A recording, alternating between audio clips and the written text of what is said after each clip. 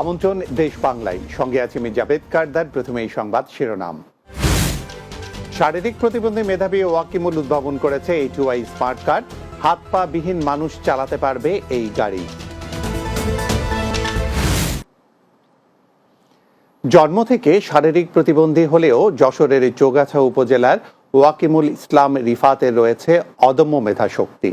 আর এই মেধার জোরে শারীরিক প্রতিবন্ধকতাকে দূরে ঠেলে মানুষের উপকারে আসা এমন নানা ধরনের এই জিনিস উদ্ভাবন করেছে সে।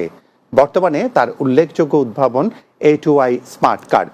গাড়িটি চলবে মস্তিষ্কের সাহায্যে, আর এই গাড়ি চালাতে পারবেন যে কোনো বয়সী শারীরিক প্রতিবন্ধী বা হাত পা বিহীন মানুষ। যশোর প্রতিনিধি সালাউদ্দিন সাগরের প্রতিবেদন। যশোরের চৌগাছা মডেল মাধ্যমিক বিদ্যালয়ের ১০ম শ্রেণীর বিজ্ঞান বিভাগের ছাত্র ওয়াকিমুল ইসলাম রিফাত।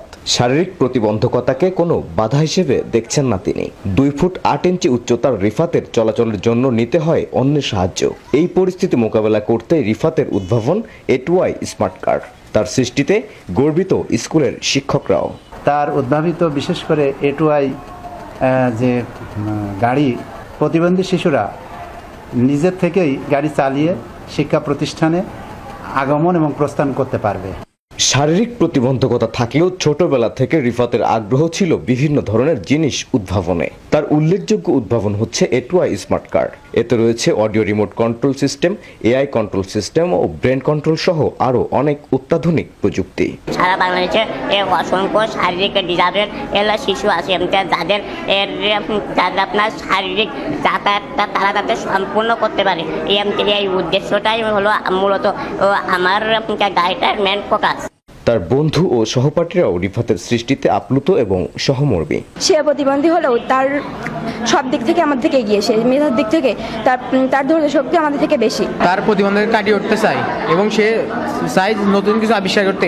গাড়িটি তৈরি করতে সময় লেগেছে ৩ থেকে ৪ বছর, যদিও এখনো অনেক কাজ বাকি। ছেলের স্বপ্ন বাস্তবায়নে সরকারের সংশ্লিষ্ট দপ্তরের সহযোগিতা কামনা করেছেন রিফাতের বাবা। গভর্নমেন্ট বা কোনো হৃদয়বান ব্যক্তি, কোনো আপনার মিডিয়া যদি সহযোগিতা করে তাহলে আমি আন্তরিকভাবে খুশি হব।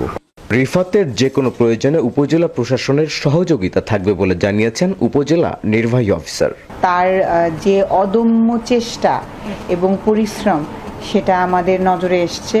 আমরা উপজেলা প্রশাসন সর্বতোভাবে তার পাশে আছি। নানা উদ্ভাবন নিয়ে স্কুল থেকে জেলা ও উপজেলা পর্যায়ে বিজ্ঞান মেলায় অংশগ্রহণের পাশাপাশি বিভিন্ন পুরস্কার জিতেছে রিফাত। সালাউদ্দিন সাগর, বাংলা টিভি, যশোর।